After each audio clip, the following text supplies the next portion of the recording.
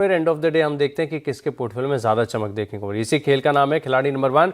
तो career show में स्वागत। सबसे पहले एलकेपी सिक्योरिटीज के रूपक डे, कोटक सिक्योरिटीज के अमोल आठवले और सैमको सिक्योरिटीज के धूपेश धमेजा हैं हमारे साथ। आप तीनों को नमस्कार, शो में स्वागत है।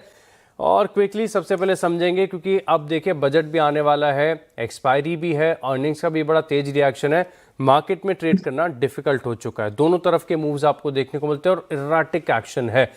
इंडिया विक्स जबरदस्त उछाल यहां पर आपको देखने को मिला है अब तक के लिए। तो वॉलेटिलिटी के लिहाज से भी ट्रेड करना डिफिकल्ट होता जा रहा है। ऐसे में क्या स्ट्रैटेजी है? सबसे पहले रूपक जी बताइए, इस हफ्ते में फोकस कहां पर रहेगा?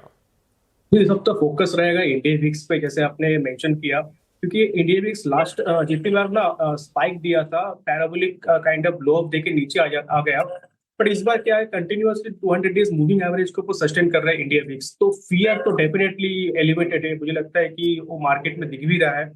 और सारे लोग जो पैसा इक्विटी से थोड़ा साइडलाइन कर रहे हैं, तो सेंटीमेंट मुझे वीक लग रहा है। लेवल वाइज बात करें तो 24,900 का इमीडिएट सपोर्ट है, इसके नीचे तो सिग्निफिकेंट करेक्शन आ सकता है। हायर एंड पे 25,500 बहुत दूर है, जो 25,500 का एक बहुत बड़ा रेजिस्टेंस है, जिसके ऊपर कंप्लीटली रिवर्सल आएगा मार्केट में। बट जब तक उसके ऊपर नहीं गया तो तब तक मार्केट में सेल एंड राइज स्ट्रेटेजी अपनाना चाहिए। बैंक निफ्टी की बात करें तो 58,400 का इमीडिएट सपोर्ट है, 58,400 नीचे सस्टेन करता है तो सिग्निफिकेंट करेक्शन आ सकता है बैंक निफ्टी में भी। ऑलराइट, तो बैंक निफ्टी में भी करेक्शन गहरा आ सकता है, इस चीज को आप ध्यान में रखिएगा रूपक जी के साथ। और हमारे जो 3 मार्केट एक्सपर्ट्स हैं, दर्शकों को बता दूं, आज 3 ट्रेड आइडिया जानेंगे। उसके बाद इनके पास विकल्प भी होगा किसी ट्रेड को क्लोज करने के लिए या फिर नए ट्रेड जोड़ने के लिए। एक एक अपडेट हम आपके साथ शेयर करेंगे, लेकिन सबसे पहले रूपक जी बताइए, पहला ट्रेड आज के लिए। जी, पहला ट्रेड डेफिनेटली स्ट्रॉन्ग सेक्टर से हो रहेगा। मेटल सेक्टर जो आउट परफॉर्म कर रहे हैं कंटिन्यूअसली, तो उसमें से एक स्टॉक मुझे बहुत अच्छा लग रहा है अभी भी, नेशनल एल्युमिनियम। ये स्टॉक ने एक रिसेंटली कंसोलिडेशन दिखाया था, उसके बाद एक वापस एक बार रैली चालू किया स्टॉक ने। तो मुझे लगता है 400 तक अपसाइड में जा सकता है। स्टॉक पे बाई की सलाह रहेगी अराउंड करंट मार्केट प्राइस, और एक स्टॉप लॉस डालूंगा मैं 370 पे।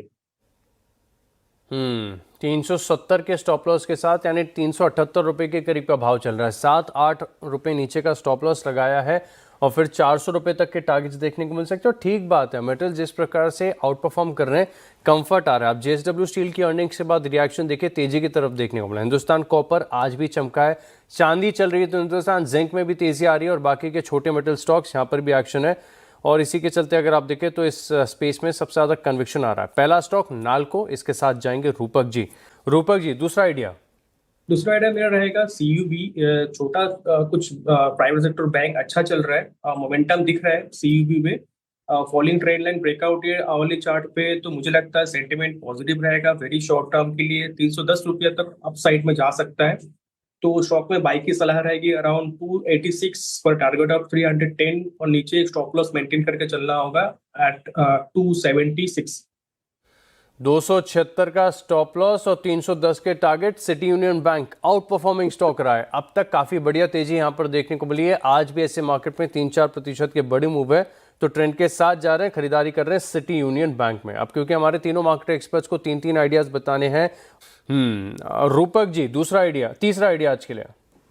तीसरा आइडिया मेरा सेल कॉल रहेगा। मैं देख रहा हूँ कि बजाज फिनांस में सेलिंग प्रेशर कंटिन्यूअसली है, और हालांकि ओवरसोल्ड जोन के आसपास है, लेकिन सेलिंग प्रेशर और भी इंक्रीज होते हुए, इंटेंसिफाइड होते हुए दिख रहा है। तो मुझे लगता है यहाँ से एक 2.5%, 3% काइंड ऑफ फॉल और आ सकता है। तो मैं यहाँ से सेल कॉल दूंगा अराउंड 916। नीचे मुझे लगता है 870 तक जा सकता है, और हायर एंड पे एक स्टॉप लॉस रखूंगा मैं 930 पे। 930 के स्टॉप लॉस के साथ इस शो में पहला सेल आइडिया है बजाज फाइनेंस पर। 1.25% की गिरावट यहां पर आपको देखने को मिल रही है, तो यहां पर स्टॉप लॉस लगाइए 930 का, और फिर 870 रुपए तक के टारगेट्स देखने को मिल सकते हैं। बजाज फाइनेंस यहां पर करना चाहिए short. Rupak ji, जेंसा take chart देखकर बताइए कैसा लग रहा है स्टॉक?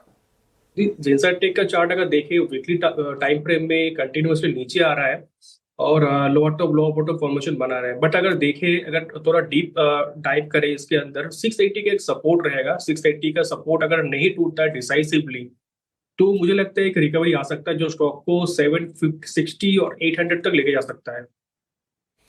चलिए कुछ और बजिंग स्टॉक्स की बात करते हैं। एक छोटे से ब्रेक के लिए रुक रहे हैं, लेकिन ब्रेक के बाद तीनों खिलाड़ियों का रिपोर्ट कार्ड आपकी स्क्रीन पर। देखते हैं रिपोर्ट कार्ड। सबसे पहले हम देखते हैं रूपक जी के पोर्टफोलियो को। तो यहाँ पर आइडियाज हैं 3। एक है शॉर्ट साइड पर Bajaj finance, city union bank यहाँ पर खरीदारी की राय दी और मिडिल स्पेस में नाल्को की चमक बढ़िया है। देखते हैं कि इन स्टॉक्स में क्या एक्शन मिला है आपके साथ शेयर करने के बाद। तो नाल्को ऊपर है, सिटी यूनियन बैंक ये भी थोड़ा सा ऊपर है, लेकिन इनके गेंस को सेट ऑफ कर रहा है बजाज फाइनेंस, जो कि कॉल थोड़ी सी उल्टी पड़ गई। कोई बात, पेश की तरफ से अब फाइनल रिपोर्ट कार्ड बता रहा है कि धूपेश धमेजा का पोर्टफोलियो है 1.6% ऊपर। वहीं अमोल आठवले के पोर्टफोलियो में ऑलमोस्ट 1% की तेजी देखने को मिल रही है। स्टेबल हरा निशान है, लेकिन थोड़ा सा फ्लैट रूपक जी का पोर्टफोलियो। लेकिन ध्यान रहे, अभी तो महज खेल की शुरुआत हुई है। फ्राइडे 3:30 बजे तक का समय और तब तक पोर्टफोलियो में ढेर सारे फेरबदल देखने को मिलेंगे। बहरहाल आप तीनों मार्केट एक्सपर्ट्स का बहुत बहुत धन्यवाद हमारे साथ जुड़ने के लिए और ये आइडियाज़ हमारे साथ शेयर करने के लिए। इसी के साथ खिलाड़ी नंबर 1 में इतना ही, लेकिन आप बने रहेंगे